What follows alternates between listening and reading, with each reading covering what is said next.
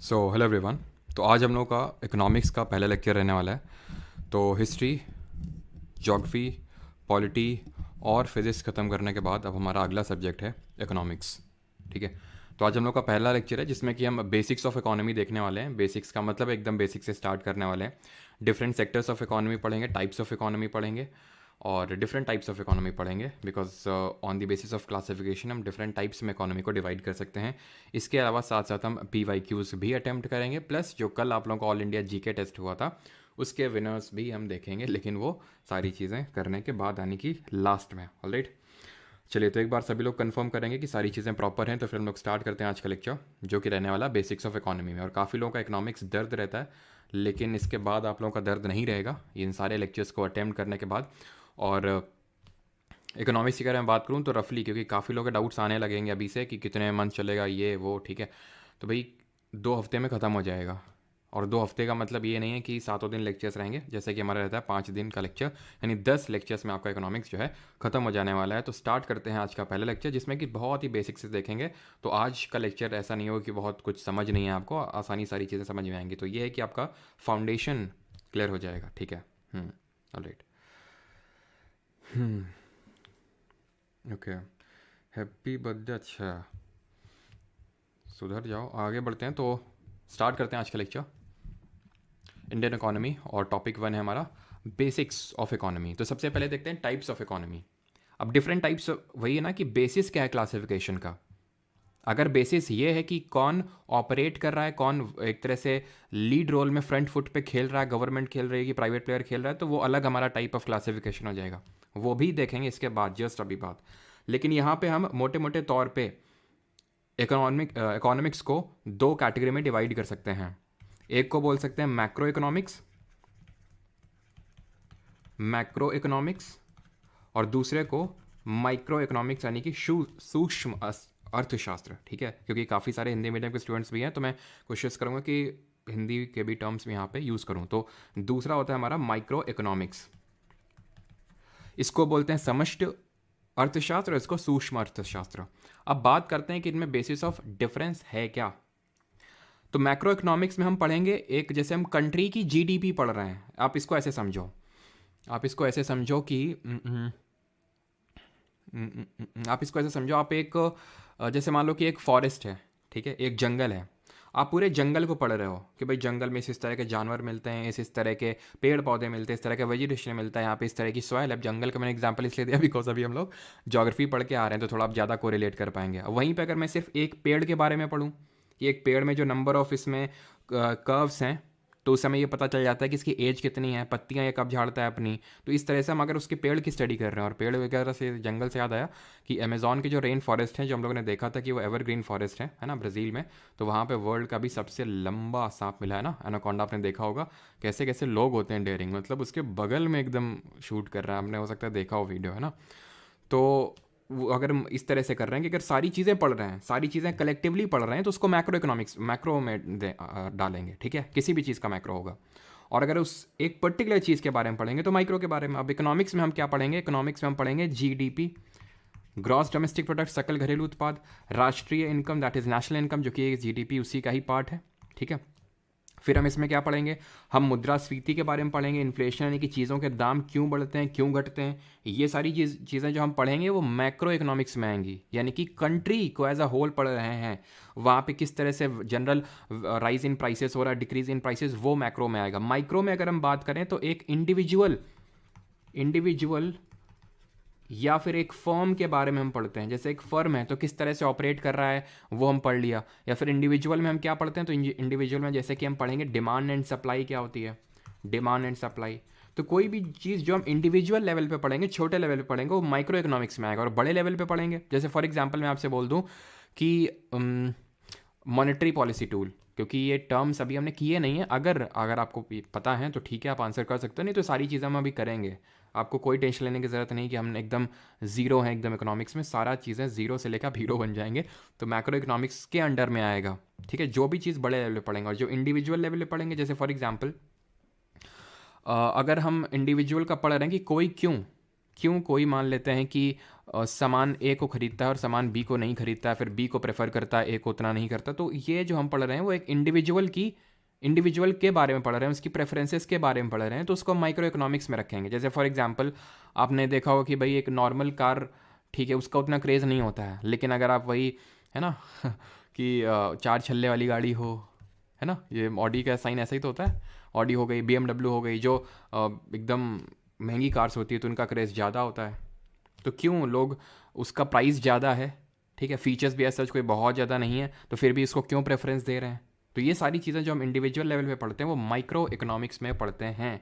To summarise इन हिंदी में बोल सकता हूँ कि यहाँ पे हम आर्थिक क्रिया जो कि संपूर्ण रूप से हम अगर अध्ययन करते हैं समस्त आर्थिक क्रियाओं का, तो उसको बोलते हैं समष्टि अर्थशास्त्र। और माइक्रो इकोनॉमिक्स में अगर बात करें तो इसमें व्यक्तिगत आय हो गई, व्यक्तिगत इकाइयों के बारे में हम पढ़ते हैं कि किस तरह से उत्पाद वगैरह इन सब का अध्ययन किया जाता है माइक्रो इकोनॉमिक्स में, ठीक है। अब यहाँ पे इसके फादर मदर भी पढ़ लेते हैं, बिकॉज कभी कभी पूछ लेता है। जैसे कि अगर मैक्रो इकोनॉमिक्स में अगर हम बात करें तो इसके फादर कहे जाते हैं इंग्लैंड के। एक बार तो यही पूछ लिया SSC सीजीएल में, अभी हम लोग क्वेश्चंस अटेम्प्ट करेंगे कि ये जो जेम केन्स हैं, जो इनके फादर हैं मैक्रो इकोनॉमिक्स के, जॉन मेनार्ड केनेस इनका पूरा नाम है, ये किस कंट्री से बिलोंग करते हैं। तो अभी जैसे हमने बताया इंग्लैंड से, ठीक है, English. Father of micro economics अगर पूछ ले तो ये हो जाएंगे एडम स्मिथ, USA के एडम स्मिथ। इन्होंने एक बुक लिखी थी, वो थोड़ा सा इंपॉर्टेंट है, उसको ध्यान में रखिएगा, और वो है वेल्थ ऑफ नेशंस, इनकी किताब का नाम है ये, ठीक है, वेल्थ ऑफ नेशंस। तो जो हम कल से चीज़ें स्टार्ट करने वाले वो यही चीज़ें पढ़ने वाले, मैक्रो इकोनॉमिक्स, माइक्रो इकोनॉमिक्स क्या होती। कल हम लोग नेशनल इनकम स्टार्ट करेंगे, बड़े मज़ेदार कॉन्सेप्ट हैं, ठीक है। तो नेशनल इनकम, GDP, GNP क्या होता है, NDP क्या होता है, सब कुछ पढ़ेंगे, ठीक है। इन्फ्लेशन क्या होता है और डिमांड एंड सप्लाई, सारी चीज़ें हम लोग कल से पढ़ेंगे, ठीक है। तो ये अपने बेसिक समझ लिए। अब यहाँ पे आते हैं हम डिफरेंट सेक्टर्स ऑफ इकोनॉमी। अब ये क्या पढ़ रहे थे, टाइप्स ऑफ इकोनॉमी। अब आते हैं different sectors of economy. I hope यहाँ तक क्लियर होगा सभी को। यहाँ तक अभी मैंने ऐसा कुछ ज़्यादा बहुत भारी भरकम चीज़ भी नहीं बताई, चल क्यों नहीं कहा, चलो एक सेकेंड, ठीक है। तो यहाँ पे क्या हो गया यार इसको, तो यहाँ पे हम पढ़ने वाले हैं डिफरेंट सेक्टर्स ऑफ इकोनॉमी, यानी कि अर्थव्यवस्था के प्रकार। सेक्टर्स ऑफ इकोनॉमी की अगर हम बात करें, 3 सेक्टर्स में इसको डिवाइड कर सकते हैं बेसिकली, मोटे मोटे तौर पे 3 सेक्टर्स। पहला है हमारा कैपिटलिस्ट, जिसको कि पूंजीवादी बोलते हैं, पूंजीवादी अर्थव्यवस्था। दूसरा है सोशलिस्ट, यानी कि समाजवादी अर्थव्यवस्था, सोशलिस्टिक इकोनॉमी। और तीसरा है हमारा मिक्स्ड इकोनॉमी, यानी कि मिश्रित अर्थव्यवस्था। कैपिटलिस्ट, सोशलिस्ट, मिक्स्ड, यानी ये पूंजीवादी, समाजवादी और मिश्रित अर्थव्यवस्था। अब यहाँ पे इसके बारे में हम चीज़ें पढ़ने कि भाई कैपिटलिस्ट अगर हम बोल रहे हैं इसको तो क्यों बोल रहे हैं, ये सोशलिस्ट से अलग कैसे है और वो मिक्स से कैसे अलग है। तो अब हम यहाँ पे मैं एक करके इस तरह से लिख देता हूँ। नेक्स्ट सेकंड, चलो यहीं पे लिख लेते हैं, यहाँ पे ज़्यादा सही रहेगा, ठीक है। चलो तो यहाँ पे मैं क्लासिफिकेशन में नहीं यार, यहाँ पे लिखते हैं, ज़्यादा बेटर रहेगा, ठीक है। Different sectors of economy, capitalist, socialist, यहाँ पे इस तरह से सबसे पहले लिख लेते हैं कैपिटलिस्ट, ठीक है। यहाँ पे सोशलिस्ट और यहाँ पे लिख लेते हैं मिक्स्ड, ठीक है। अब इनको हम डिफरेंट पैरामीटर्स में देखेंगे। जैसे डिफरेंट पैरामीटर से मतलब है, पहला हमने देख लिया कि ओनरशिप, ये हमारा पहला पैरामीटर है जिसमें कि हम डिस्टिंग्विश करेंगे, अंतर जानेंगे पूंजीवादी, समाजवादी और मिश्रित अर्थव्यवस्था में क्या अंतर होता है। तो ओनरशिप की अगर हम बात करें, जिसको हिंदी में स्वामित्व बोलते हैं, तो कैपिटलिस्ट जो इकोनॉमी होती है, मैं आपको एग्जांपल देता हूँ। जैसे कैपिटलिस्ट का मैं एग्जांपल अगर कोट करूँ तो USA would be a capitalist economy. Capitalist का मतलब ये होता है कि जहाँ पे पैसा बोलता है, बस ऐसे समझ लो, जहाँ पे पैसा बोलता है। पैसा बोलता है मतलब अगर मैं किसी चीज़ की डिमांड कर रहा हूँ, यहाँ पे चीज़ें डिमांड एंड सप्लाई से काम करती हैं, यहाँ पे चीज़ें डिमांड एंड सप्लाई से काम करती हैं। जैसे फॉर एग्जांपल अगर कोई कंपनी है, ठीक है, या फिर मान लो कि कोई एक सोसाइटी है, वहाँ पे किसी चीज़ की बहुत ज़्यादा डिमांड है कि ये चीज़ हमें चाहिए चाहिए, ये चीज़ चाहिए। वो चीज़ कुछ भी हो सकती है, जैसे कि डिमांड है यहाँ पे कि भाई लोगों को शाम को क्या होता है ना, काम कर करके थक जाते हैं, तो लोगों को थोड़ा सा, समझ रहे हैं आप,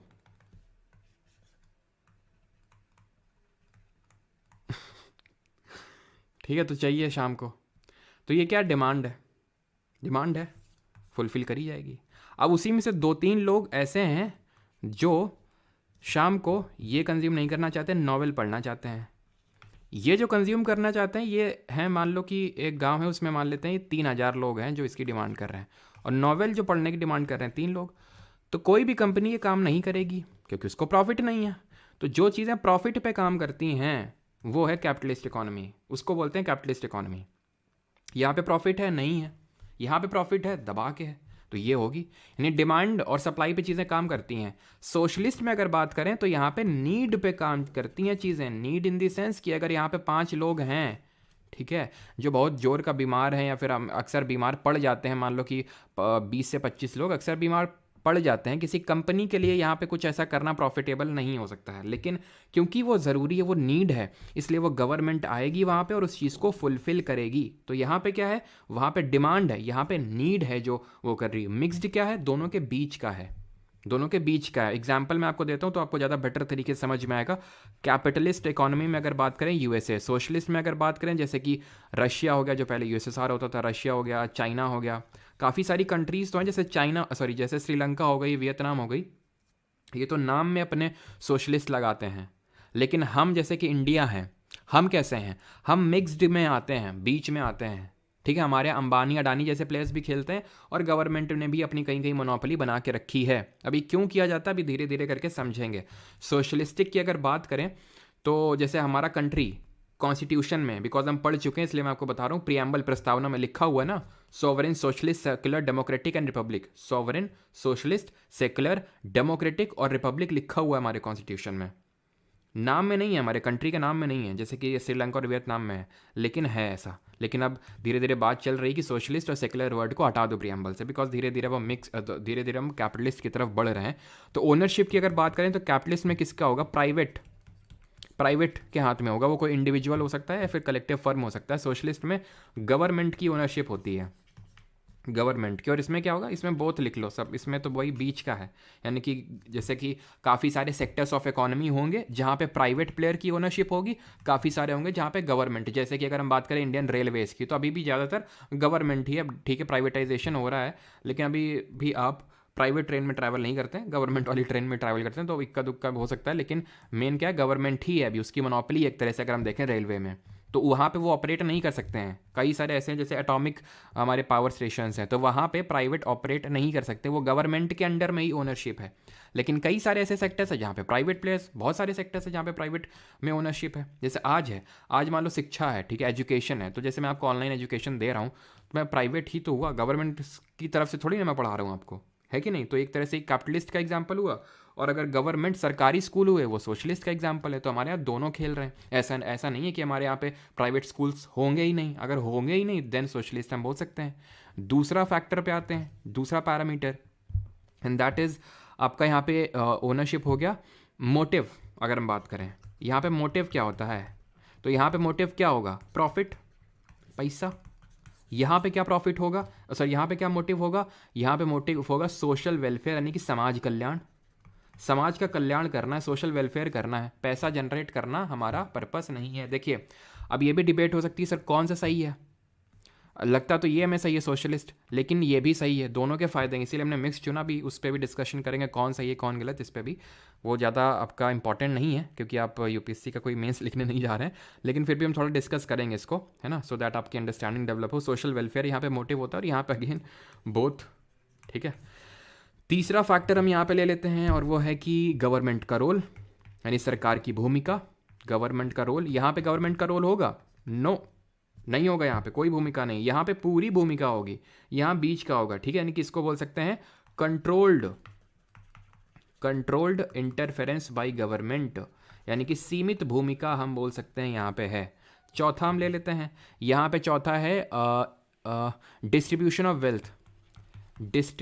ऑफ वेल्थ, यानी कि आय का वितरण, डिस्ट्रीब्यूशन ऑफ वेल्थ की अगर हम बात करें, आय का वितरण कैसा होता है, तो यहाँ पे कैपिटलिस्ट इकोनॉमी में क्या होगा, कैपिटलिस्ट इकोनॉमी में जो बिजनेस ऑपरेट कर रहा है, जैसे कि यहाँ पे ये जो बना रहा है, उसके पास इन लोगों से पैसा जाएगा, धीरे धीरे धन ऐसे ऐसे ऐसे ऐसे इधर को मूवमेंट हो रहा है ना, पूरा मूवमेंट इधर को हो रहा है। तो ये अभी हमारे यहाँ कानपुर में तम्बाकू तम्बाकू समझते होगे ना, तम्बाकू जो कारोबारी हैं उनके घर में छापा पड़ा है, कई दिनों से छापा पड़ रहा है। लग्जरी गाड़ी जो पॉर्श वगैरह, लैंड रोवर, जाने कौन कौन सी रोवर्स आती हैं, ये गाड़ियाँ। दिल्ली में बंगलो बने हुए, वहाँ पे कई सारी लग्जरी गाड़ियाँ, गुजरात में बने हुए तम्बाकू कारोबारी हैं सर जी। समझ रहे हैं ना आप तो कितने क्योंकि हमारे यहाँ पे डिमांड ज़्यादा है ना तम्बाकू की, इसलिए। ठीक है, तो ये हो गई, तम्बाकू हो गया, विमला हो गया, कमला पसंद हो गया, तो ये जो है नॉर्मल चीज़ें हमारे कानपुर में। ठीक है, अलग ही क्रेज़ है इन चीज़ों का। ठीक है, अब जैसे हमारे यहाँ पे एक एक चलती है SNK करके चलती ठीक है, इसका जो मतलब मालिक है, ठीक है, उसका जो लड़का है भी, वो मतलब काफ़ी वो फरारी वगैरह में इसमें फ़ोटो वगैरह पोस्ट करता रहता है, तो वही मुझे लगता है कि मतलब ये। और वहीं पे मतलब काफ़ी वैसी बात है कि हमारे पास में ही, मतलब गांव में ही एक मतलब आंटी हैं, ठीक है, या फिर एक मतलब भाई साहब हैं, वो उनको हो रखा है कैंसर, माउथ का कैंसर। ठीक है, और वो किस वजह से, ज़्यादा ये गुटखा वगैरह खाने की वजह से। अब मतलब ऐसा है कि डॉक्टर्स ने मना कर दिया है कि सरवाइव नहीं करेंगे, जब तक हैं सो हैं। तो देख सकते हैं, ठीक है, कि कोई ये फरारी में घूम रहा है और लोगों को मार के, तो थोड़ा सा है तो वही अगर देखा जाए तो। लेकिन खैर वही है ना कि डिमांड पे सारी चीज़ें काम करती हैं। तुम चाहे जहर का डिमांड है, जहर बेचो, ऐसा है। ठीक है, खैर। तो डिस्ट्रीब्यूशन ऑफ वेल्थ की अगर बात करें तो यहाँ पे आय का जो वितरण है वो असमान है, यानी इनइक्वालिटी बहुत वो होती है। इनइक्वालिटी यानी कि गरीब गरीब थोड़ा सा हो जाता है और अमीर अमीर बनता जाता है। अब ये सुन के आपको लग रहा होगा कि कैपिटलिज्म काफ़ी काफ़ी बेकार होता है। अब बेकार अच्छा, तो अभी देखेंगे कैसा क्या होता है। यहाँ पे क्या अगर बात करें तो यहाँ पे इक्वालिटी प्रमोट होती है। ऑब्वियस सी बात है, अगर गवर्नमेंट वो कर रही तो गवर्नमेंट सब में इक्वालिटी प्रेफर करेगी कि अगर आप ट्रेन में ट्रैवल कर रहे हैं तो सभी इक्वल एक तरह से। मेट्रो में अगर ट्रैवल करते हैं सभी, तो गरीब भी करता है अमीर भी करता है मेट्रो में ट्रैवल। यहाँ पे क्या है, यहाँ पे अगेन कम आसमान यानी बीच वाला यहाँ पे सिस्टम चलता है। और लास्ट यहाँ पे पैरामीटर देख लेते हैं, एंड दैट इज़ चलो यहाँ पे मैं लिख देता हूँ। लास्ट पैरामीटर है कि आर्थिक स्वतंत्रता कितनी रहती है। फिर से इनकी पता नहीं क्या हो गया। ठीक है, आर्थिक स्वतंत्रता से मेरा मतलब है इकोनॉमिक इंडिपेंडेंस। ठीक है, तो अगर हम बात करें इकोनॉमिक इंडिपेंडेंस कैसी रहती है, इकोनॉमिक इंडिपेंडेंस यानी कि आर्थिक स्वतंत्रता, तो यहाँ पे अगर हम बात करें पूरी स्वतंत्रता है, यानी कि फुल इंडिपेंडेंस है। किसकी बात हो रही है? अगर मान लो मुझे एक तरह से बिजनेस खोलना है, ठीक है, तो मुझे फुल इंडिपेंडेंस है, मैं पूर्ण स्वतंत्रता है। यहाँ पे लिमिटेड होता है।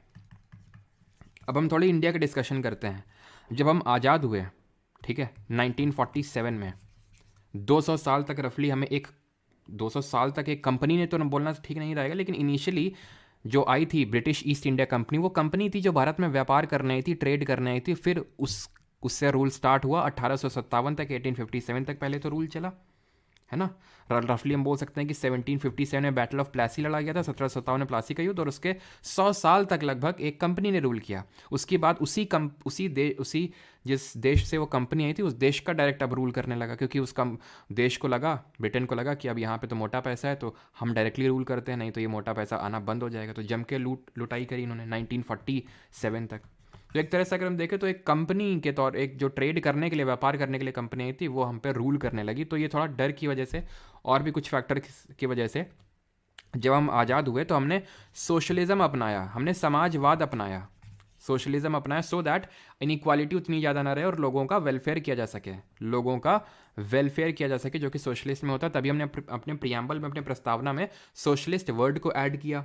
लेकिन धीरे धीरे धीरे धीरे धीरे क्या हुआ, 1990 आते तक हमारी आर्थिक हालत ख़राब होती गई, क्योंकि ना तो हम प्राइवेट्स को अलाउ कर रहे थे कि भाई तुम प्राइवेट, क्योंकि बहुत कठिन होता था। हम जब इकोनॉमिक्स आगे करेंगे तो एक 5 ईयर प्लान करके हम एक चैप्टर करेंगे, वहाँ पे पढ़ेंगे कि 1948 में, 1948 में हमारी पहली औद्योगिक नीति आई थी, इंडस्ट्रियल पॉलिसी आई थी। इससे हमने लिमिट कर दिया था कि भाई प्राइवेट प्लेयर्स के लिए बहुत लिमिट कर दिया था। फिर हमारी सेकंड इंडस्ट्रियल पॉलिसी आई थी 1957, जहाँ पे अलग अलग कैटेगराइज किया कर दिया था कि ये शेड्यूल ए की इंडस्ट्रीज़ है, इसमें सिर्फ गवर्नमेंट का ही रोल होगा। शेड्यूल बी वाली में गवर्नमेंट प्लस प्राइवेट। तो मतलब एक तरह से लाइसेंस राज शुरू हो चुका था। लाइसेंस राज का मतलब होता है कि आपको अगर कुछ उद्योग करना है, सेटअप करना है, तो आपको लाइसेंस लेना पड़ेगा, जिसकी वजह से रेड टेपिज्म बढ़ रहा था। कोई बताएगा रेड टेपिज्म का मतलब क्या होता है?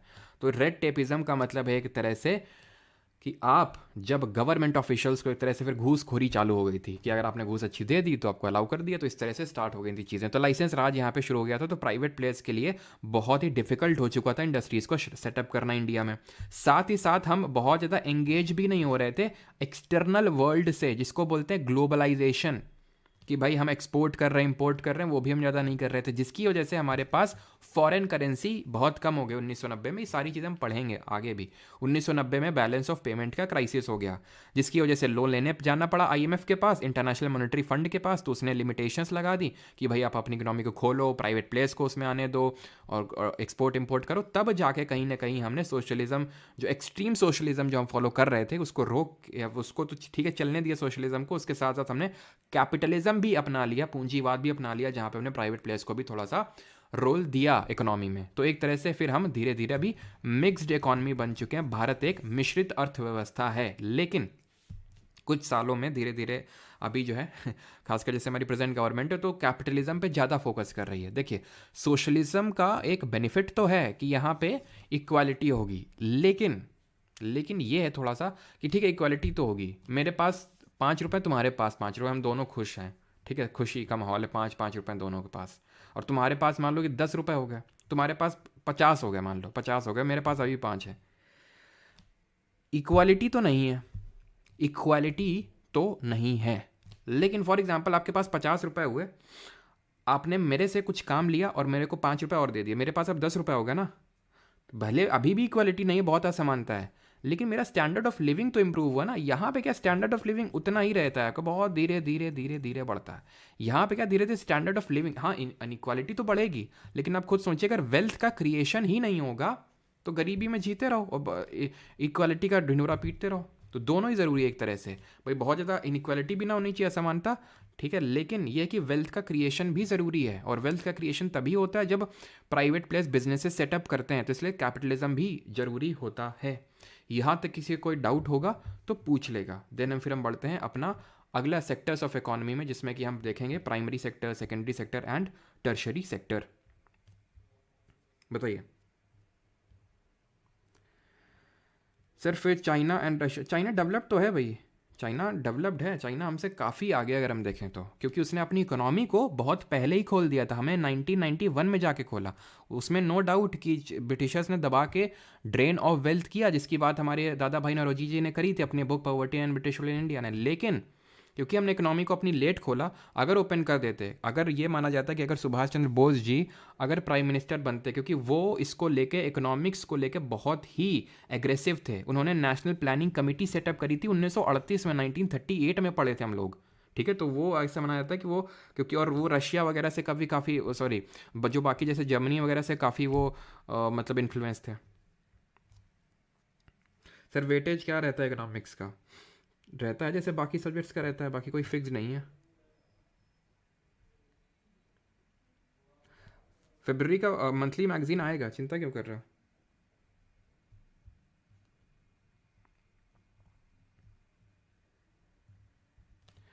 सर रशिया तो आगे, हाँ बिल्कुल रशिया आगे है।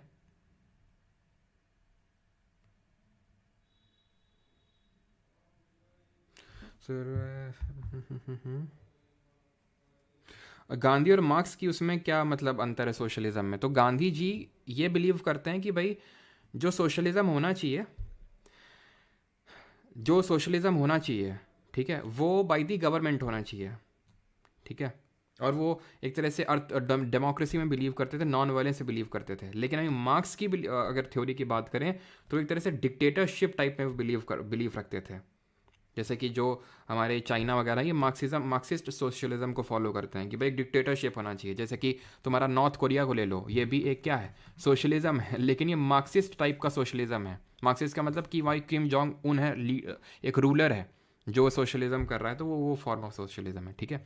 अब बढ़ते हैं आगे। अब हम देखते हैं, एक second, different sectors of economy, ठीक है।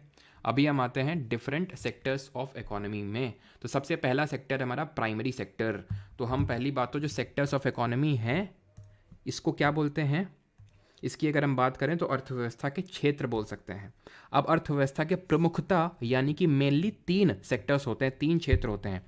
एक होता है प्राथमिक क्षेत्र जिसको कि प्राइमरी सेक्टर बोलते हैं, दूसरा होता है सेकेंडरी सेक्टर यानी कि द्वितीयक क्षेत्र बोलते हैं, और तीसरा होता है टर्शरी सेक्टर यानी कि तृतीयक क्षेत्र बोलते हैं। दो और सेक्टर्स होते हैं लेकिन वो मेन सेक्टर्स नहीं होते हैं, उनको भी देखेंगे, लेकिन मेन ये तीनों होते हैं, प्राइमरी सेकेंडरी टर्शरी। अब पहले तो इनके बारे में समझेंगे ये हैं क्या, बहुत ही आराम समझ में आ जाएगा। फिर ये देखेंगे कि कौन सब किसको बैकबोन बोलते हैं, सबसे ज़्यादा जीडीपी में कंट्रीब्यूशन कौन देता है, सबसे ज़्यादा लोग एम्प्लॉयड किस पर्टिकुलर सेक्टर्स में है, वो हम यहाँ पे हम चीज़ें देखेंगे। तो सबसे पहला है हमारा प्राइमरी सेक्टर, प्राथमिक क्षेत्र। वो सारी गतिविधियाँ, वो सारी एक्टिविटीज़ जो सीधे तौर पर पर्यावरण पर निर्भर है, यानी कि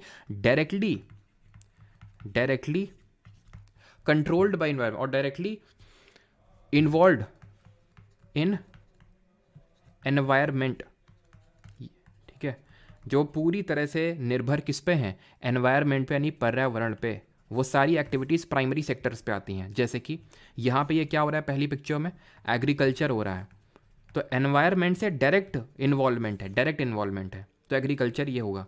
ये क्या है, एनिमल हस्बेंड्री है, एनिमल हस्बेंड्री ये भी आपका इसी में आएगा, यानी कि आप दूध निकाल रहे हैं, ठीक है, दूध वगैरह निकालना ये भी डायरेक्टली हो रहा है नेचर के साथ, चाहे प्लांट्स के साथ कर रहे हैं, फ्लोरा के साथ कर रहे हैं, या फिर एनिमल्स यानी फौना के साथ कर रहे हैं। ये क्या है, ये हो रही है भाई फॉरेस्ट वुड कटिंग हो रही है, लकड़ी की कटाई हो रही है, डायरेक्टली इन्वायरमेंट में हो रहा है। जैसे कि ये हो गया हमारा माइनिंग वगैरह हो गया, ठीक है, माइनिंग अब किसी चीज़ की भी हो सकती है, हमने पढ़ा भी था मिनरल्स टॉपिक पे। जैसे कि ये क्या हो रहा है, ये आपका जो तेल और जो गैस होता है ना, जो हमने पढ़ा थे नेचुरल रिसोर्सेज, तो उसमें हमने देखा था कि हमारे कोल आता है, ऑयल आता है, क्रूड ऑयल कच्चा तेल, और गैसेज आती है नेचुरल गैस, तो उसकी माइनिंग, उनकी माइनिंग होती है, इसकी कोल की माइनिंग होती है और उनकी ड्रिलिंग होती है। तो माइनिंग, ड्रिलिंग ये सब आएंगे किस में, या फिर फिशिंग हो गई, ठीक है, फिशिंग हो गई तो इसको कृषि बोल देंगे, इसको पशुपालन बोल देंगे, ठीक है। फिशिंग यानी मत्स्य पालन हो गया, माइनिंग यानी खनन हो गया, ये सारे जितने भी डायरेक्टली इन्वॉल्व हैं एनवायरनमेंट से, वो आते हैं प्राइमरी सेक्टर में। प्राइमरी सेक्टर को synonymously we can say it और we say it as agriculture sector, क्योंकि मेनली इसमें एग्रीकल्चर ही आता है, ये इसका भी कंट्रीब्यूशन रहता है नो डाउट, लेकिन मेनली आता है एग्रीकल्चर सेक्टर। तो प्राइमरी को कभी कभी एग्रीकल्चरल भी बोल देते हैं सिनोनिमसली, लेकिन प्राइमरी सेक्टर बड़ा टर्म है, एग्रीकल्चर उसके अंदर आता है, जो कि एक बड़ा कंपोनेंट है प्राइमरी सेक्टर का।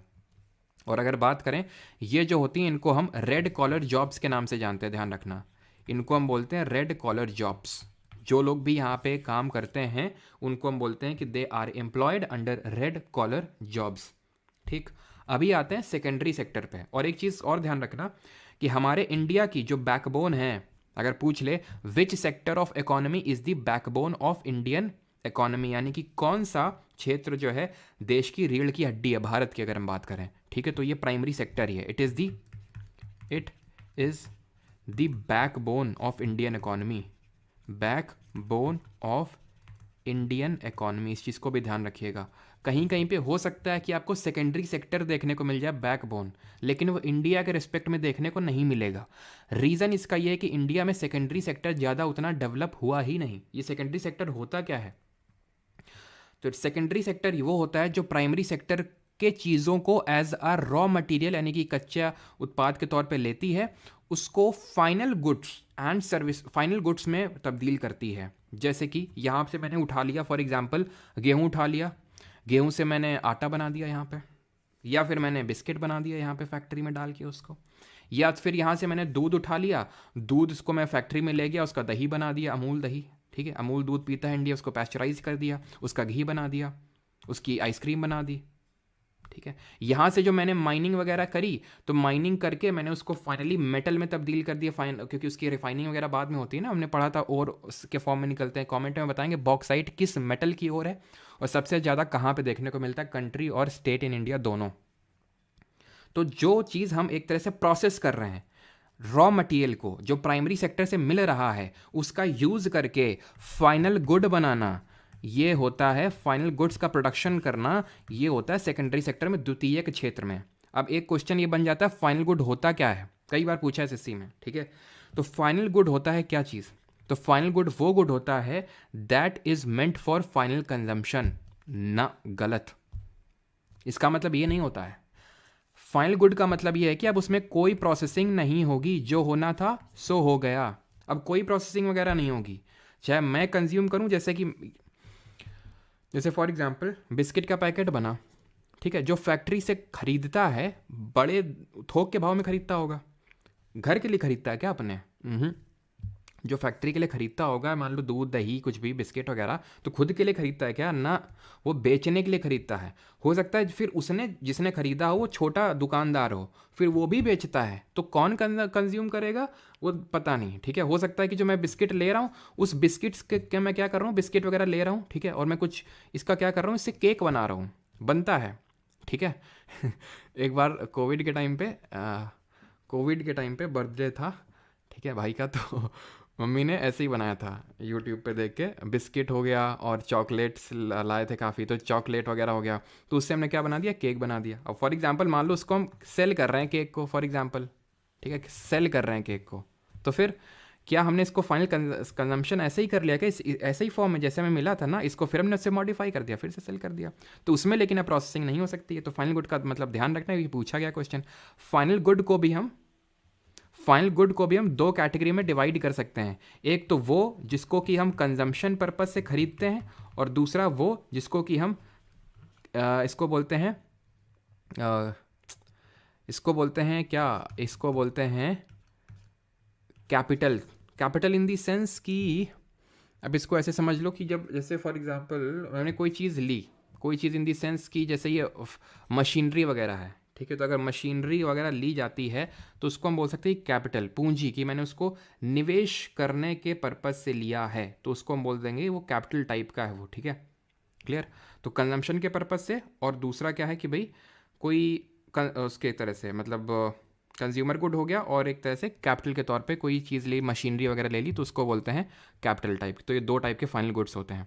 अब सेकेंडरी सेक्टर का मतलब आप समझ गए क्या होता है, और कितने टाइप के फाइनल गुड्स क्या होते हैं, सारी चीज़ें आप समझ गए। तो इसमें क्या क्या आ जाएगा, तो इसमें इसको हम सिनोनिमसली मैन्युफैक्चरिंग सेक्टर भी बोलते हैं, क्योंकि यहाँ पे चीज़ें मैन्युफैक्चर हो रही हैं, तो इसको हम बोलते हैं मैन्युफैक्चरिंग सेक्टर, सिंपल। और तो यहाँ पे कोई ज़्यादा इंपॉर्टेंट चीज़ है नहीं, अदर दैन कि यहाँ पे जो लोग काम करते हैं उनको हम बोलते हैं ब्लू कॉलर जॉब्स। यहाँ पे जो भी जॉब्स मिलती हैं उनको बोलते हैं ब्लू कॉलर जॉब्स, और ये लोग काफ़ी डेंजर में रहते हैं, खतरे में रहते हैं। जैसे कि अगर कुछ भी हो जाता, जैसे कि आपका भोपाल गैस ट्रेजेडी हुआ, एक फैक्ट्री में हुआ ना, आपका भी पटाखा नहीं, खरदा में मध्य प्रदेश में बम ब्लास्ट वगैरह, मतलब कितना भयंकर वो विस्फोट हुआ, तो ये सब ब्लू कॉलर जॉब्स ही होती हैं, तो इन लोगों को काफ़ी खतरा रहता है।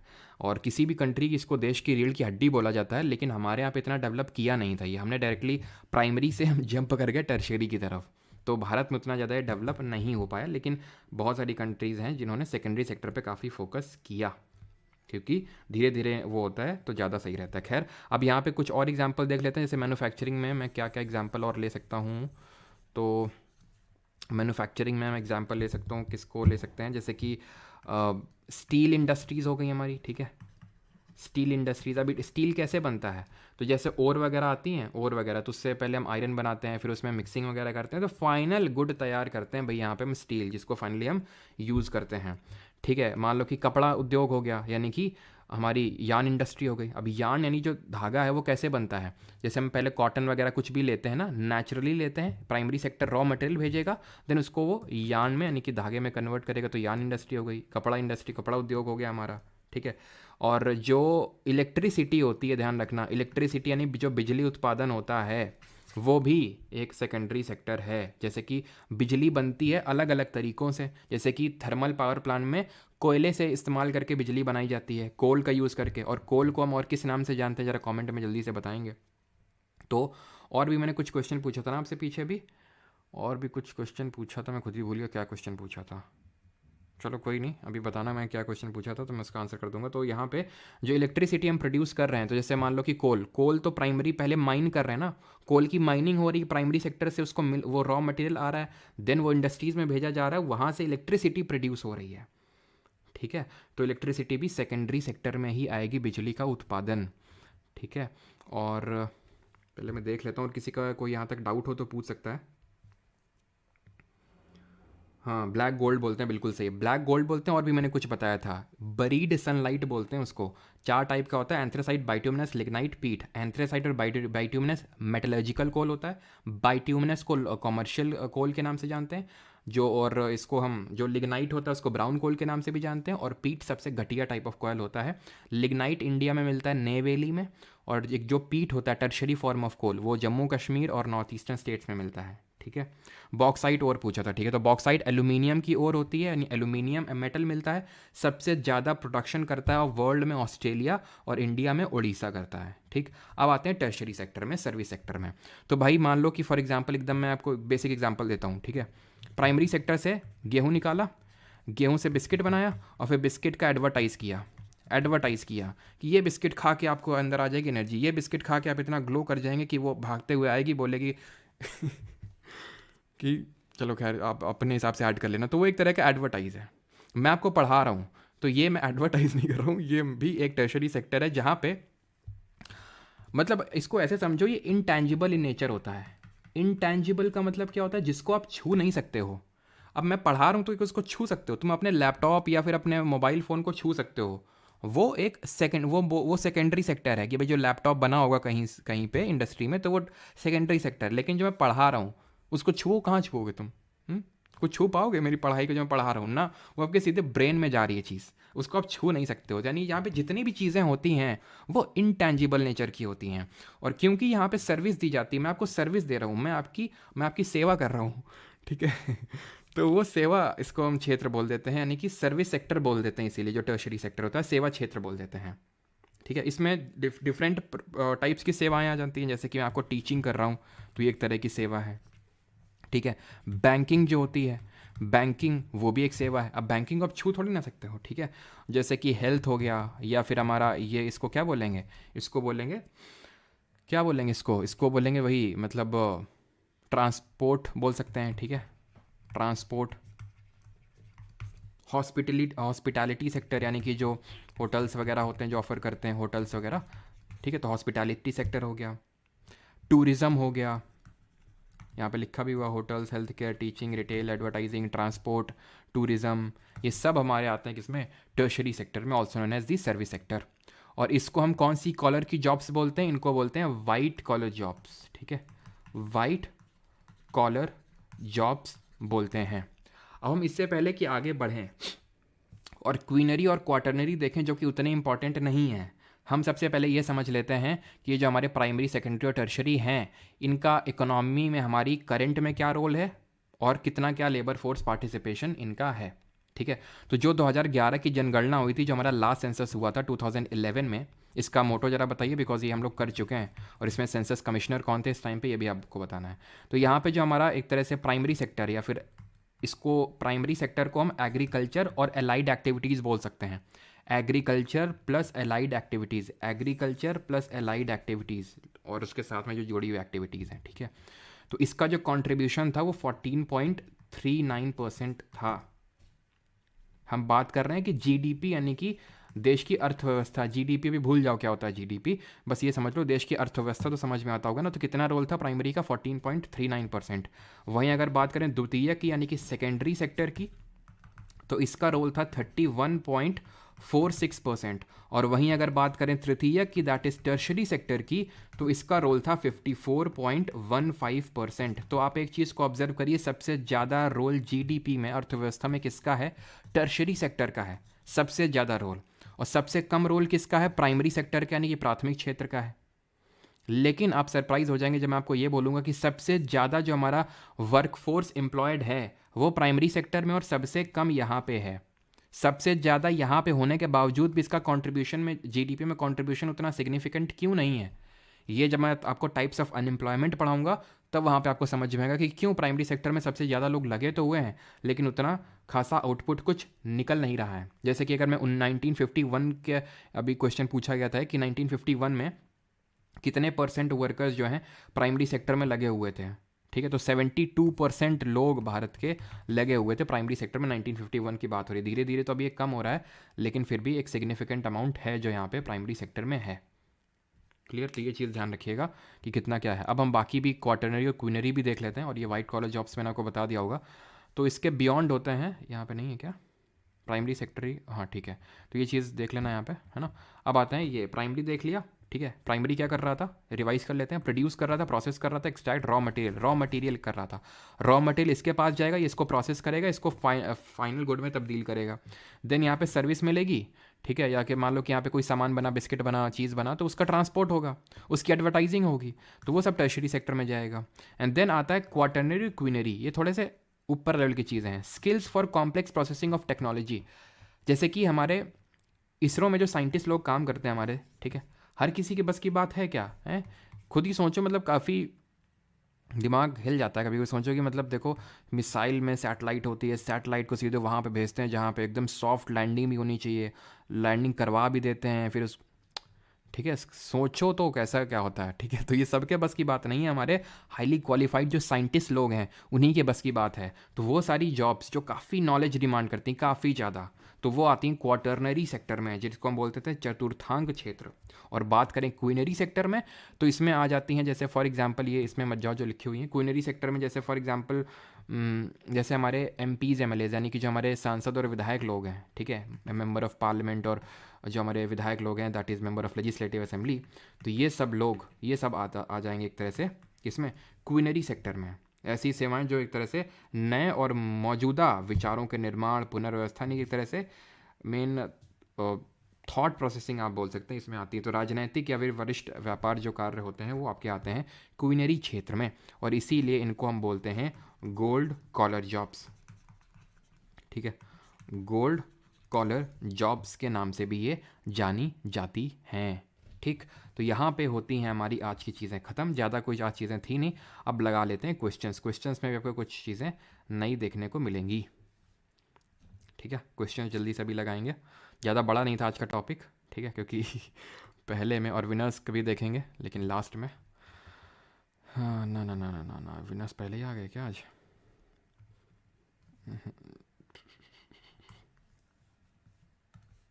ठीक, चलिए, तो पहला क्वेश्चन ये रहा, एकदम लेटेस्ट क्वेश्चन लेके आए। और एक चीज़ कि अब से हम लोग जो CDS वगैरह है ना, CDS और CAPF, इनके भी क्वेश्चंस करेंगे लास्ट में। तो जिसको अगर करने हो, क्योंकि काफ़ी सारे स्टूडेंट हैं जो यहाँ पे CDS वगैरह के लिए प्रिपेयर कर रहे हैं, क्योंकि 1 महीने बाद एग्ज़ाम भी लगा हुआ है CDS का, ठीक है। वैसे तो मैं कोशिश करूँगा, क्योंकि काफ़ी सारे स्टूडेंट हैं जो CDS वाले भी, तो परमार ऑफिसर्स में लास्ट में नहीं होगा तो PYQ सीरीज़ लेके आऊँगा, CDS के लिए होगी, ठीक है। तो इसी वजह से CDS के भी हम लोग MCQs कर लेंगे, तो उससे आपको ये भी आइडिया लगता रहेगा।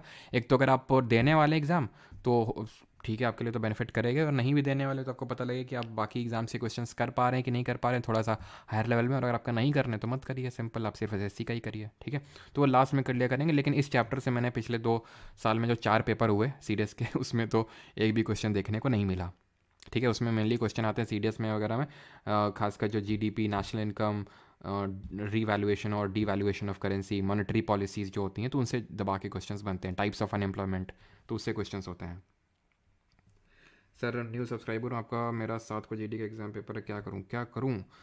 मैं पढ़ाई करो, अभी जो लेक्चर डाला था 1 शॉट, उसको एक बार देख डालो, और जो रिव्यूज़ डाले थे, मतलब पेपर रिव्यू, तो वो कर डालना अच्छे से। डन, गोल्ड कलर जॉब्स, ठीक ठीक ठीक।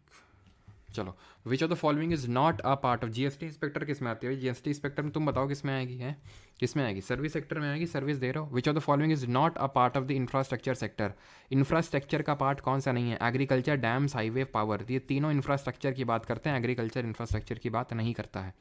The shares of the public sector and the private sector in the production of steel during this war, कितना एक तरह से कॉन्ट्रीब्यूशन था पब्लिक सेक्टर और प्राइवेट सेक्टर का स्टील उत्पादन में? 1990 और 91 की बात हो रही है। तो पब्लिक सेक्टर की अगर बात करें तो रफली 46%, और प्राइवेट सेक्टर का तरफ रफली 54%, ऑप्शन नंबर बी। थोड़ा सा डेटा बेस जब फैक्चुअल है, रटना तो पड़ेगा, देख लो। वैसे बहुत ज़्यादा रटने की भी ज़रूरत नहीं, क्योंकि कई सारे क्वेश्चन होते हैं, जैसे इकोनॉमिक्स में भी या फिर कोई भी सब्जेक्ट हो, किसी भी एग्ज़ाम में, खासकर SSC में तो ये होता ही है कि कुछ एवरग्रीन आपके क्वेश्चंस होते हैं, तो वो मैं बता देता हूँ आपको इसी वजह से कि ये तो रटना, एकदम रटना है, बार बार रिपीट होता है। कुछ क्वेश्चन होते हैं कभी कभी आ गए, ठीक है, तो वो ऐसा कोई रटने की ज़रूरत नहीं, लेकिन फिर भी देख लो कि पब्लिक का कम था, प्राइवेट का ज़्यादा था। विच of the following is not true about this circular, ये अभी नहीं करना है। सर्कुलर फ्लो ऑफ इकोनॉमी हमने अभी नहीं पढ़ा है, जब मैं आपको GDP वगैरह पढ़ाऊंगा तब समझ में आएगा circular flow of economy, because different factors of production जब मैं आपको पढ़ाऊंगा, लेबर, वेज, कैपिटल, तब आपको समझ में आएगा कि सर्कुलर फ्लो ऑफ इनकम होता क्या है। During the 1991-92 the industrial production recorded a dash growth of dash, तो थोड़ा सा पॉजिटिव ग्रोथ देखने को मिला था बिकॉज इंडस्ट्रियल प्रोडक्शन थोड़ा सा इंक्रीज़ हुआ था बिकॉज हमने अपनी इकोनॉमी को खोला था। तो पॉजिटिव था लेकिन बहुत ज़्यादा नहीं था, 0.6% का पॉजिटिव ग्रोथ देखने को मिला था। ये भी यार अभी मतलब मुझे नहीं करवाना चाहिए था बिकॉज अभी नहीं पढ़ाया मैंने आपको ये चीज़। ये मैं आपको तब चीज़ पढ़ाऊँगा जब हम ये पढ़ेंगे 5 ईयर प्लान, पंचवर्षीय योजनाएं पढ़ेंगे, तब आपको ये समझ में आएगा। विच of the following is not an example of manufacturing activity. इनमें से कौन सा विनिर्माण गतिविधि का उदाहरण नहीं है, जल्दी से बताएंगे सर। पॉलिटी के न्यू नोट्स ठीक है अपडेट हो जाएंगे, वो उस पर हो रहा है अभी, कुछ 3 4 5 लेक्चर्स ही बचे होंगे पॉलिटी में, वो भी हो जाएंगे एम अभी, है ना। अरुण शर्मा जी हो जाएंगे, स्पैम मत करिए sir. Please reduce the course price in Holi offer money heist. अच्छा चलो देखते हैं।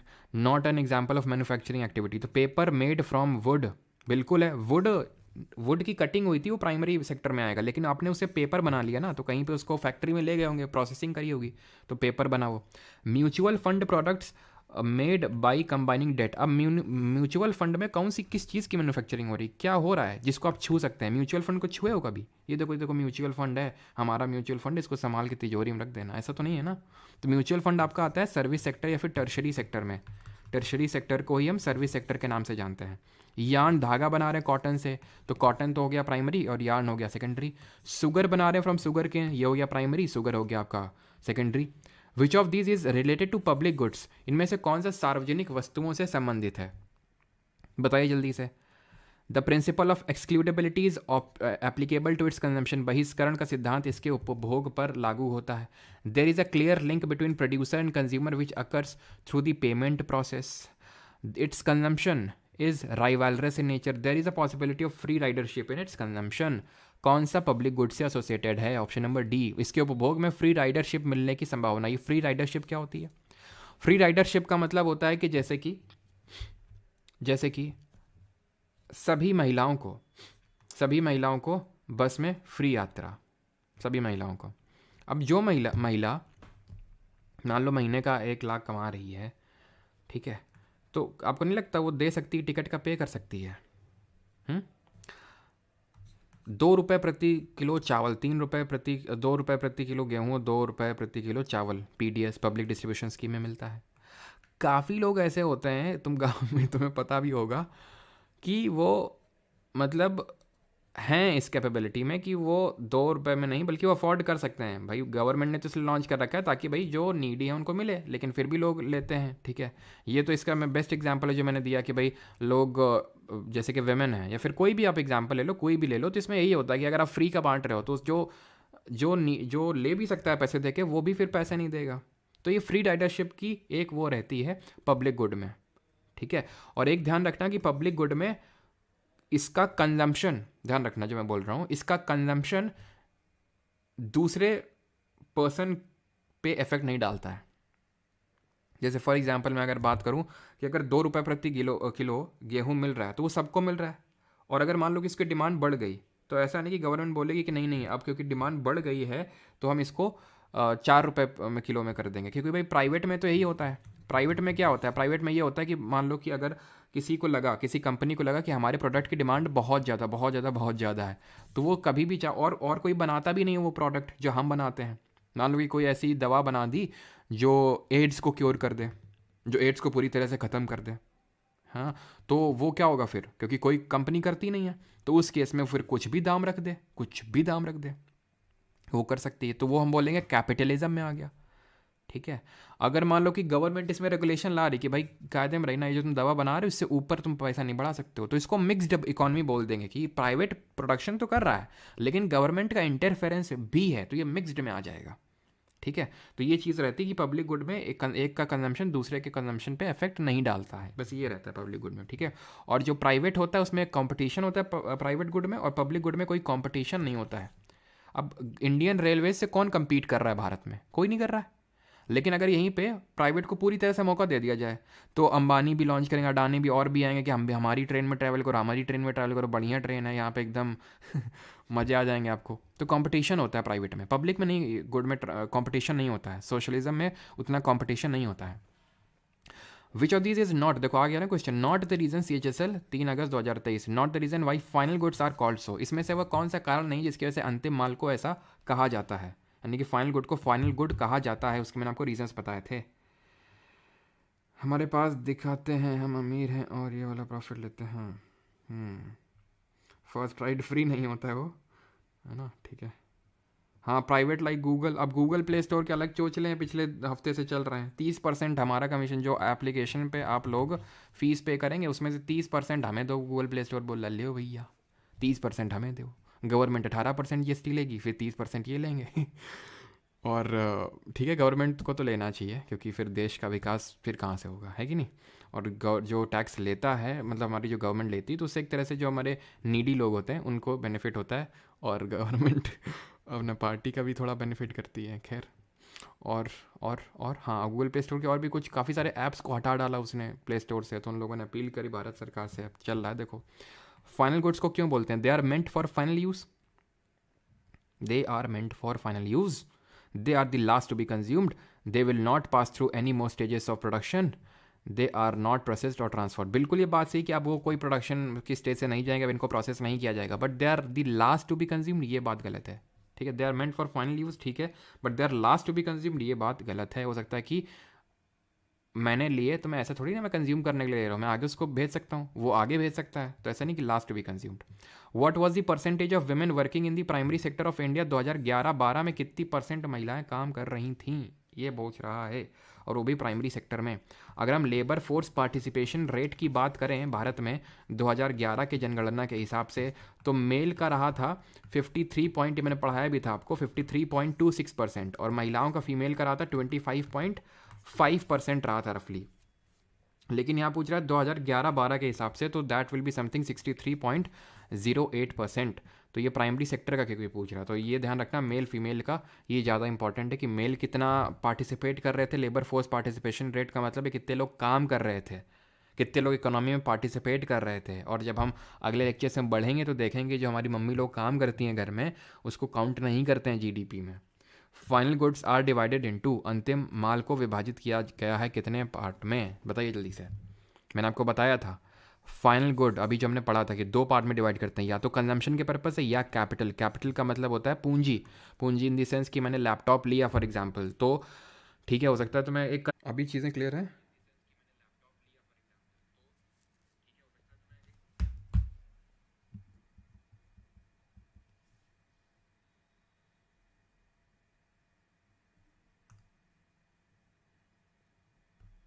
अभी तो चीज़ें प्रॉपर हैं।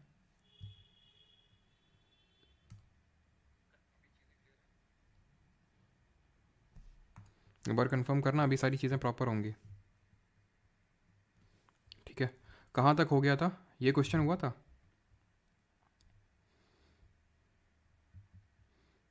अभी चीज़ें क्लियर होंगी, ठीक है।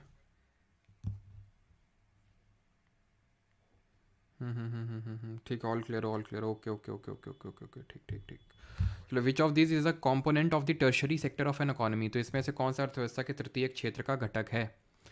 तो लगता है someone entered into the class, है ना। और क्या, there is a component of the tertiary sector of an economy.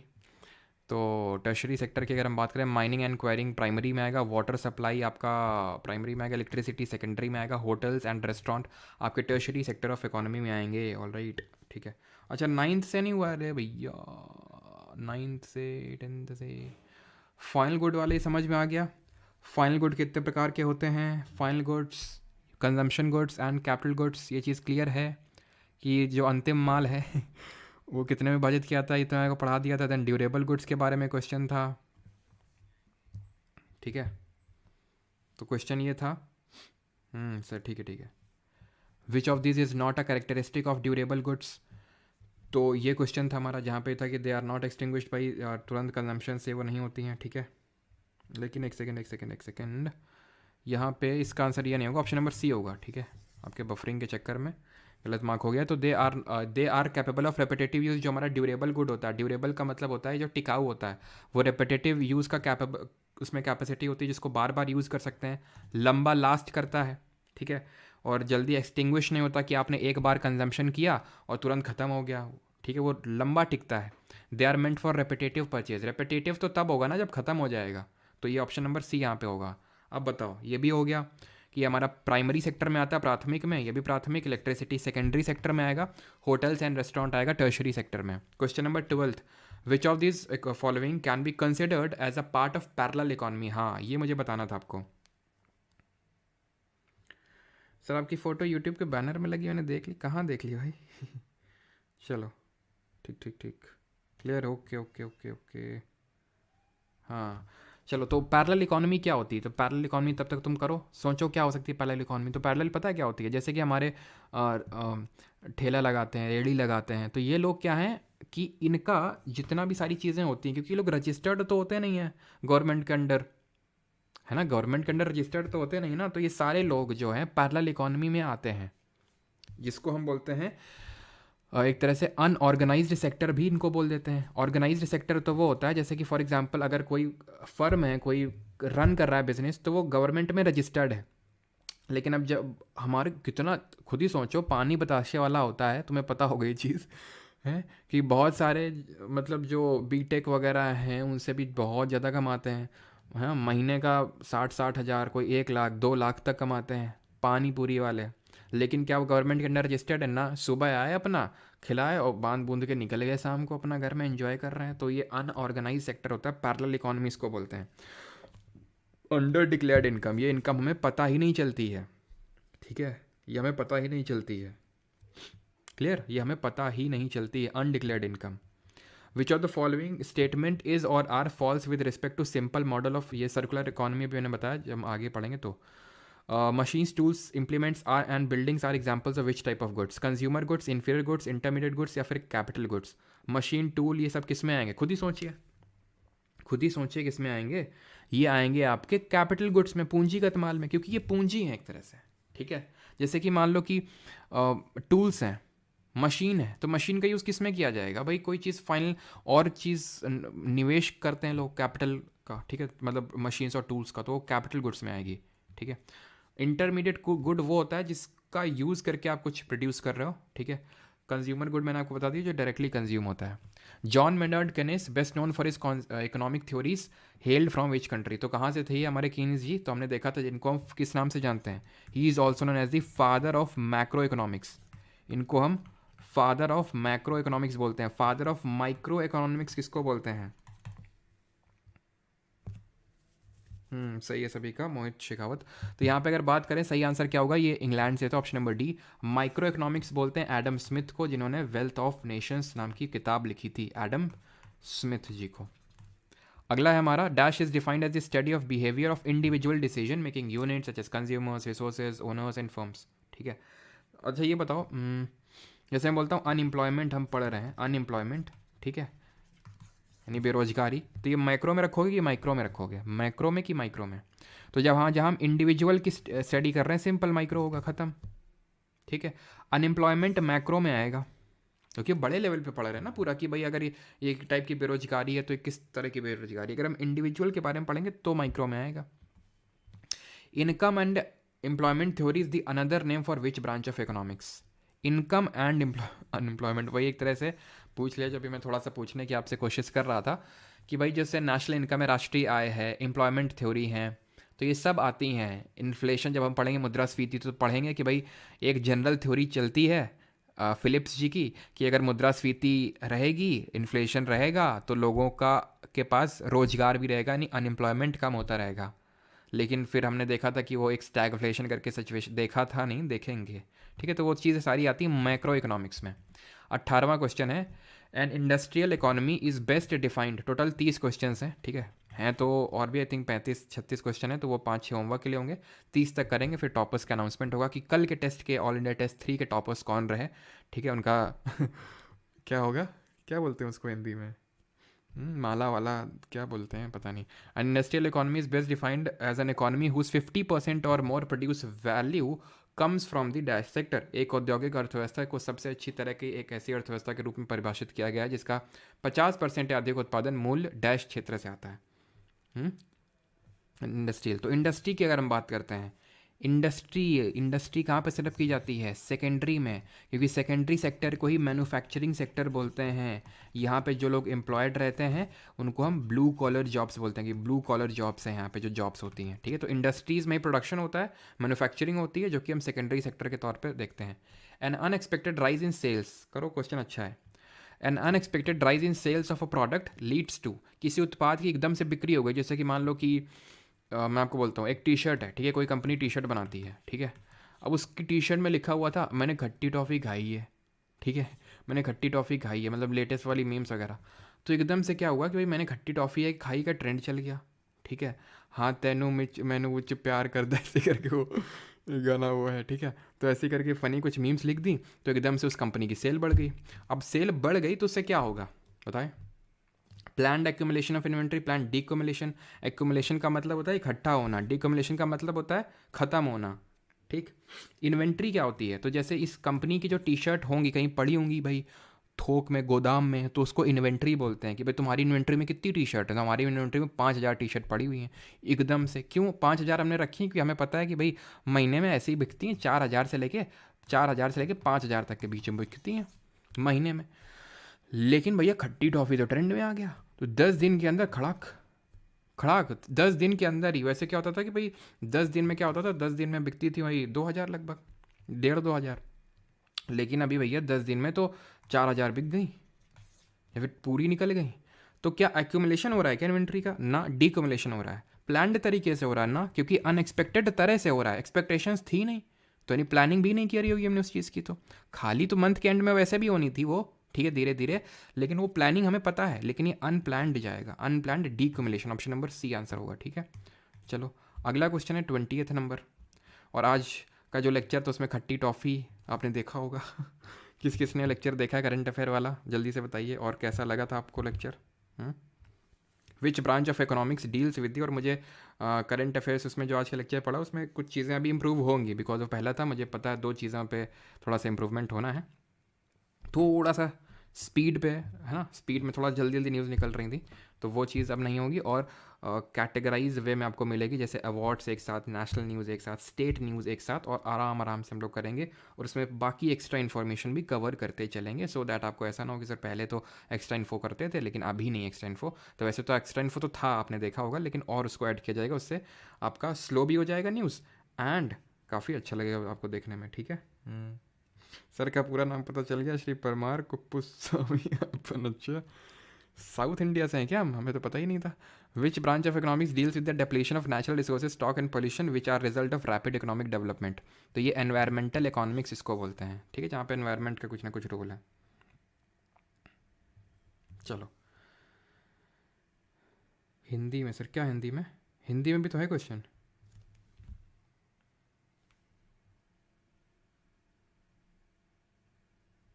Hindi में क्वेश्चंस हैं तो हाँ, वो ठीक है, पढ़ नहीं रहा हूँ मैं, लेकिन आप पढ़ तो सकते ही हैं, फालतू में वही है ना कि फिर टाइम डबल जाएगा। इंटीग्रेटेड फार्मिंग सिस्टम वही होता है आपका कि सस्टेनेबल तरीके से, जैसे कि आप मैंने बताया था ना कि भाई एग्रीकल्चर भी कर रहे हो, लाइफ स्टॉक भी पाल रहे हो, ठीक है, पता चला तालाब है, थोड़ा सा तालाब पानी भर लिया कहीं पे, फिशेस भी पाल रहे हो, तो वो सब आ जाता है इंटीग्रेटेड एक तरह से फार्मिंग सिस्टम है। ऑल मिलिट्री ट्रांसफर और kind sent by migrants to their place of origin, क्या क्या बोलते हैं इसको? बोलते हैं रेमिटेंस। रेमिटेंस क्या होता है? जो लोग बाहर रह रहे होते हैं और भारत में पैसा भेजते हैं, फिर कहीं पे भी अपने देश में पैसा भेजते हैं, जैसे भारत के लोग हैं, कोई यूएसए में, कोई ऑस्ट्रेलिया में, तो भारत में जो पैसा भेजेंगे उसको रेमिटेंस बोलते हैं, और इंडिया इसमें टॉप पे आता है। इंडिया, अभी ग्लोबल रेमिटेंस रिपोर्ट आई थी जनवरी, करंट अफेयर में देखे थे, इंडिया फर्स्ट नंबर पे, मैक्सिको दूसरे नंबर पे, सबसे ज़्यादा इंडिया को रेमिटेंस यूएसए से आता है ना। People like small farmers and seasonal workers who regularly move in and out of poverty are categorised as. तो काफ़ी सारे हमारे छोटे किसान होते हैं, या फिर सीजनल वर्कर जैसे फॉर एग्जांपल जिनको सीज़न में काम मिलता है, सीज़न इन दी सेंस कि भाई जैसे होली आ रही है अभी, ठीक है, तो काफ़ी लोग जो रंग वगैरह बनाते हैं, पिचकारी वगैरह बनाते हैं, तो उनको काम मिलेगा, ठीक है। तो हो सकता है बीपीएल यानी बिलो पॉवर्टी लाइन से निकल जाए। फिर जब सीज़न जाएगा तो पता चला फिर बीपीएल में चले गए, बिलो पॉवर्टी लाइन में चले गए। तो क्या है, ऊपर नीचे, अच्छी फसल हो गई तो बीपीएल से निकल आई, ख़राब फसल हो गई, फसल चली गई। क्योंकि फार्मर्स भी कई तरह के होते हैं। स्मॉल एंड मार्जिनल का मतलब होता है एकदम सबसे नीचे लेवल के फार्मर्स, नीचे इन दी सेंस बहुत कम पार्ट ऑफ लैंड है, फिर किसी के ज़मीन में काम करते हैं, ठीक है, तो वो टाइप क्या होते हैं, कभी बीपीएल में कभी एपीएल में, इस तरह से। तो यानी इनको बोलते हैं चर्निंग पुअर, चर्न हो रहे हैं दोनों के बीच में, बीपीएल और एपीएल के बीच में। विच of the following is not important for individual health, के लिए इंपॉर्टेंट कौन सा नहीं है? तो भाई ऑब्वियस सी बात है, सोशल इक्वलिटी ज़रूरी है, पब्लिक क्लीनलीनेस हारमोनी ज़रूरी है, लेकिन ट्रांसपोर्ट ये कोई बहुत ज़रूरी चीज़ नहीं इंडिविजुअल के हेल्थ के लिए। ईपीएफ में पी क्या का मतलब क्या है? ठीक है, ईपीएफ का में पी का तो एम्प्लॉयमेंट प्रोविडेंट फंड, तो प्रोविडेंट हो जाएगा option number D. What is the, और ईपीएफओ में कोई वैकेंसी भी निकली ना अभी, आई थिंक, है ना? पता नहीं, आई थिंक शायद कोई ज़्यादा तो नहीं निकली, लेकिन वैकेंसीज निकली हैं आई थिंक ईपीएफओ में। अगला क्वेश्चन है, what is the immigration of a significant portion of a country's highly skilled highly educated professional population to other countries offering better economics and social opportunities called. किसी देश की अत्यधिक कुशल उच्च शिक्षित पेशेवर आबादी के एक महत्वपूर्ण अनुपात को बेहतर आर्थिक और सामाजिक अवसर प्रदान करने वाले अन्य देशों में प्रवास को क्या कहा जाता है? तो इसको कहते हैं, बस करो, बस रुक जाओ, 5 क्वेश्चन और कर लो, फिर अभी अनाउंसमेंट करते हैं टॉपर्स का अपने। सर टुडेज करंट अफेयर्स ये क्लास लुकिंग लाइक वाव था। अच्छा मैंने आपसे पहले ही बोला था, और बहुत टाइम लगा यार, बहुत टाइम, बहुत मेहनत लगी उसमें, ठीक है, बहुत। तो खैर यहाँ पे वो आपको पता भी चला होगा। तो यहाँ पे सही आंसर क्या होता है? यहाँ पे सही आंसर होगा ब्रेन ड्रेन बोलते हैं, जैसे नहीं हमारे सुंदर पिचाई जी गूगल के सीईओ है, माइक्रोसॉफ्ट के सीईओ सत्या नडेला है। तो ये लोग अगर इंडिया में रहते तो इंडिया का फ़ायदा होता, लेकिन क्या हो रहा है, ब्रेन ड्रेन हो रहा है, यानी कि जो नॉलेज है, ब्रेन जो अच्छे ब्रेन हैं वो भारत से बाहर जा रहे हैं, क्योंकि वहाँ पे पुल फैक्टर्स हैं, पुल फैक्टर्स हैं। पुल फैक्टर का मतलब है कि वो लोग अट्रैक्ट कर रहे हैं कि हमारे यहाँ बेटर लिविंग स्टैंडर्ड देंगे तुमको, ज़्यादा ग्रोथ अपॉर्चुनिटी देंगे, जो इंडिया में इनको लग रहा था नहीं मिलेंगी, तो इस लोग यहाँ से प्लान कर गए, तो एक तरह से ब्रेन ड्रेन हो गया। Carrying capacity environment and ecology में हम टर्म पढ़ते हैं, कैरिंग कैपेसिटी, ठीक है। डेमोग्राफिक ट्रांजिशन का मतलब होता है कि जैसे कि जापान वगैरह में हो रहा है, चाइना में हो रहा है, जैसे चाइना में डेमोग्राफिक ट्रांजिशन इस तरह से हो रहा है कि यहाँ पे बहुत वर्किंग पॉपुलेशन थी, लेकिन धीरे धीरे धीरे धीरे अब यहाँ की ओल्ड पॉपुलेशन, ओल्ड एज जो पॉपुलेशन है वो बढ़ती जा रही थी। इसको हम बोलते हैं डेमोग्राफिक ट्रांजिशन, डेमोग्राफी ट्रांजिट हो रही है। एड और ऑक्सिलरी टू ट्रेड क्या होते हैं, बताइए जल्दी से, व्हाट आर द एड और ऑक्सिलरी टू ट्रेड? तो मैं आपको पहले समझा देता हूँ ये होते क्या हैं। तो इट इज़, इसको आप ऐसे समझ सकते हो कि those functions that help businesses to move goods from production to consumption, भाई गुड प्रोड्यूस हो गया, अब प्रोडक्शन के बाद वो कैसे फाइनल कंज्यूमर के पास पहुंचेगा, उनको बोलते हैं एड और ऑक्सिलरी टू ट्रेड। प्रोड्यूस तो कर लिए ना, ये थोड़ी ना आएगा, प्रोड्यूस कर लिया, आप उसके बाद कंज्यूमर तक कैसे पहुंचेगा? सेलिंग बाइंग ये सब नहीं आएगा, ये मेन आएगा वेयर हाउसिंग। कौन कौन सी चीज़ें हैं जो फैसिलिटेट कर रही हैं बीच में, जैसे कि हम केमिस्ट्री में पढ़ते हैं, रिएक्शन में कैटलिस्ट क्या करता है, रिएक्शन को स्पीडन अप कर देता है, रिएक्शन करवाता नहीं, उसकी वजह से रिएक्शन नहीं हो रही, बट वो स्पीडन अप कर देता, फास्ट कर देता, तो उसको हम कैटलिस्ट बोलते हैं, ठीक है, ध्यान रखिएगा इस चीज़ को। तो हमारा वेयर हाउस हो गया, ठीक है, ट्रांसपोर्ट हो गया, ठीक है, वेयर हाउस हो गया, ट्रांसपोर्ट हो गया, इंश्योरेंस हो गया, ठीक है, एडवर्टाइज हो गया, एडवर्टीजमेंट हो गया हमारा, ठीक है, बैंकिंग हो गया, ये सारी जो चीज़ें होती हैं इंक्लूडिंग वेयर हाउसिंग, ये सब आते हैं एड और ऑक्सिलरी टू ट्रेड, ये नोट कर लेना, ठीक है। ट्रांसपोर्ट, माल ले जाना इधर से उधर, insurance, advertisement, banking, warehousing, सब एड और ऑक्सिलरी टू ट्रेड होते हैं। Which of the given sectors is largely driven by considerations of social welfare, तो ये आसान है, पब्लिक सेक्टर, ठीक है, पब्लिक सेक्टर, पब्लिक का मतलब गवर्नमेंट होता है। जो हम पढ़ रहे थे सोशलिज्म कैपिटलिज्म, तो जिसमें जो सोशलिस्ट इकोनॉमी होती है उसमें गवर्नमेंट का रोल ज़्यादा रहता है, तो गवर्नमेंट मतलब पब्लिक, गवर्नमेंट का मतलब पब्लिक होता है, ठीक। Second last question of the day is which of the following statements CHSL 2023 is correct regarding the socialist society in the economy. जो समाजवादी सोसाइटी होती है उसके रिगार्डिंग कौन से कथन यहाँ पे सही हैं, ये आपको बताना है। The government decides what goods are to be produced, socialist में क्या गवर्नमेंट डिसाइड करती है क्या बनाना है? Distribution of goods under socialism is suppose to be based on what people need, ना कि डिमांड। तो बिल्कुल दोनों सही हैं अगर हम देखें तो। गवर्नमेंट डिसाइड करती क्या प्रोड्यूस होना है on the basis of need, लोगों की ज़रूरत क्या है उसके हिसाब से। भाई डिमांड और सप्लाई पे तो कैपिटलिस्ट इकोनॉमी काम करती है, तो आंसर यहाँ पे सी हो जाएगा, both 1 and 2। And industrial, last question है, and industrial economy is best defined as an economy, ये तो यार देख चुके हैं, ठीक है, ठीक है, इंडस्ट्रियल है ना, तो आंसर सेकेंडरी होगा, इसको देख चुके हैं। चलिए अब यहाँ पे होती हैं हमारी चीज़ें अच्छी ख़त्म, और ये हैं आपके कुछ क्वेश्चंस, 7 क्वेश्चन जिनको आप खुद से करेंगे, ये आपके घर के लिए होमवर्क है, ठीक है। ये आपको मैं दिखा देता हूँ, जो लोग बैच में नहीं हैं, जो लोग बैच में हैं तो उनको तो वहाँ पे क्विज फॉर्मेट में मिल जाएगा, ठीक है। अच्छा बताओ, फ्री मार्केट इकोनॉमी किसको बोलेंगे? तो फ्री मार्केट जहाँ पे फ्री मार्केट यानी कि सब कोई खेल सकता है, जिसका मन है, तब कैपिटलिज्म बोलेंगे इसको, ठीक है। तो ये आप आसानी से क्वेश्चन को कर सकते हैं, ठीक। आपको पीडीएफ तो मिल जाएगी।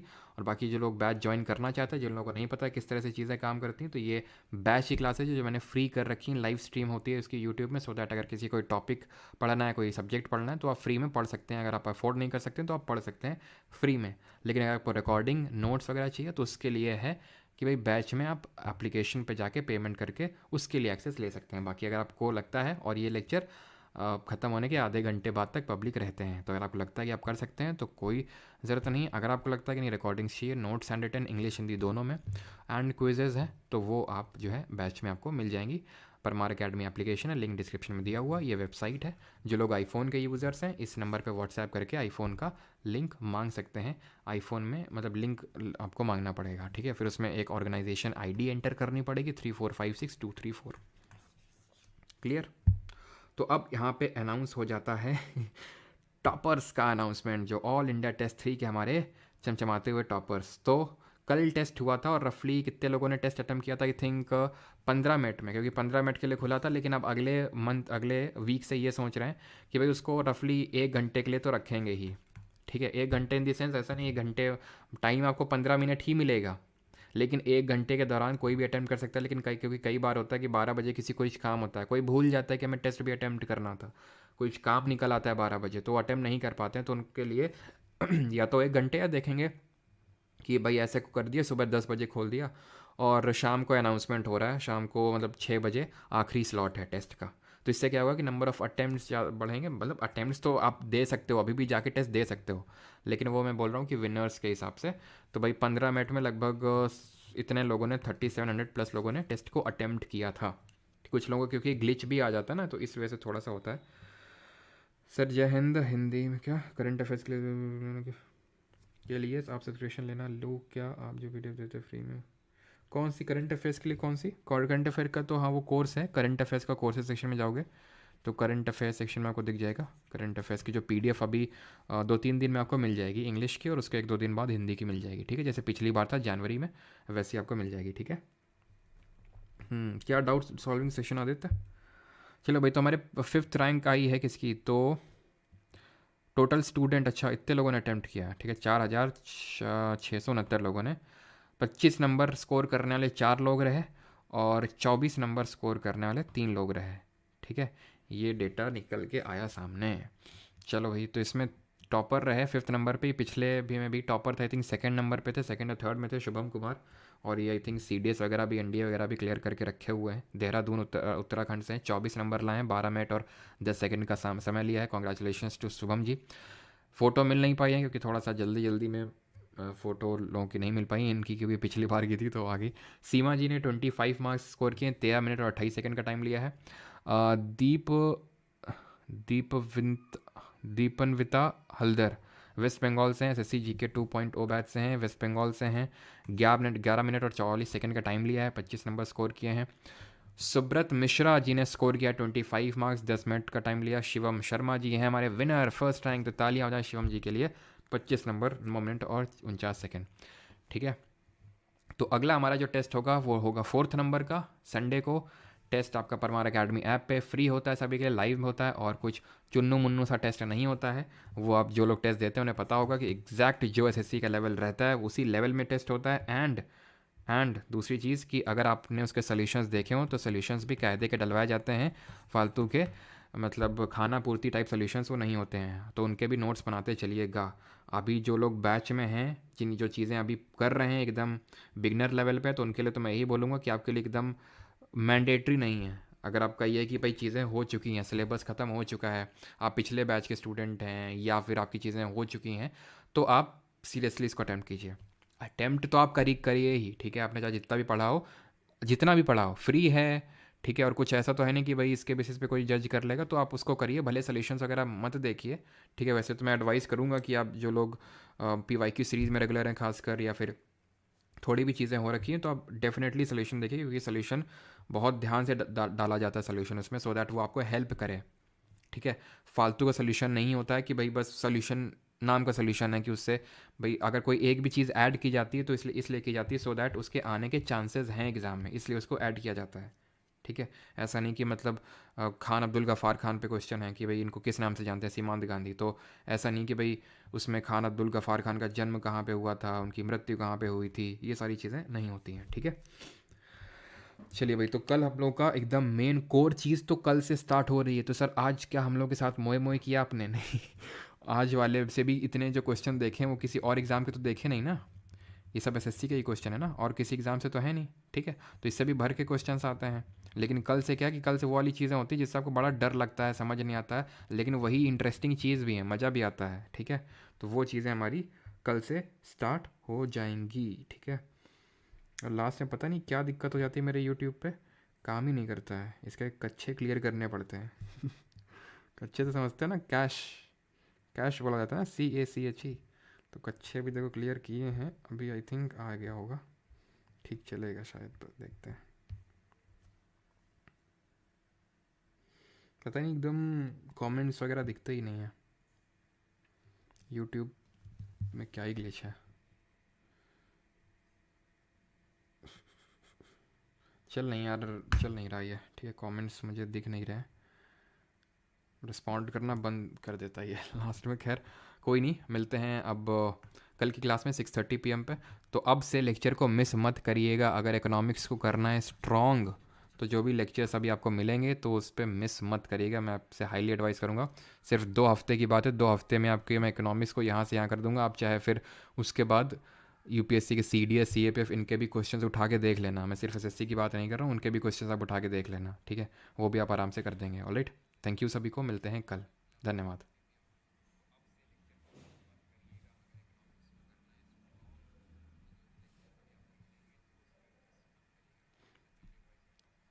और किसी को कोई डाउट तो मुझे दिख नहीं रहा है, तो मैं लेक्चर को यहाँ पे एंड करता हूँ। Thank you to all. बाकी तो बैच रिगार्डिंग मैंने बता दिया है, ठीक है। ये आधे घंटे तक आपकी रहेगी रिकॉर्डिंग्स, बाकी अगर जिसको एनरोल वगैरह करना है तो वो एप्लीकेशन या फिर वेबसाइट से कर सकता है।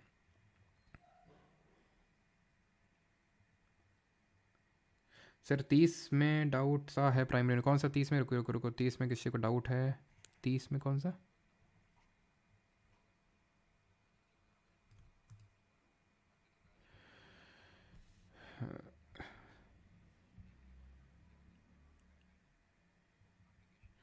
एक सेकंड, ये क्वेश्चन 30 में, ठीक है अभी। An industrial economy is best defined as an economy whose 50% or more produce value comes from the dash sector.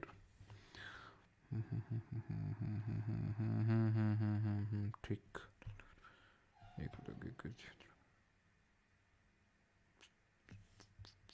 नहीं नहीं नहीं, सेकेंडरी होगा इसका, ठीक है। इंडस्ट्रियल इकोनॉमी की बात हुई ना, industrial best defined as an economy whose 50%, secondary होगा इसका, ठीक है, सेकेंडरी ही होगा, ठीक है। चलिए थैंक यू सभी को। और किसी को डाउट तो नहीं है, देख लेते हैं, नहीं है, ठीक है, थैंक यू।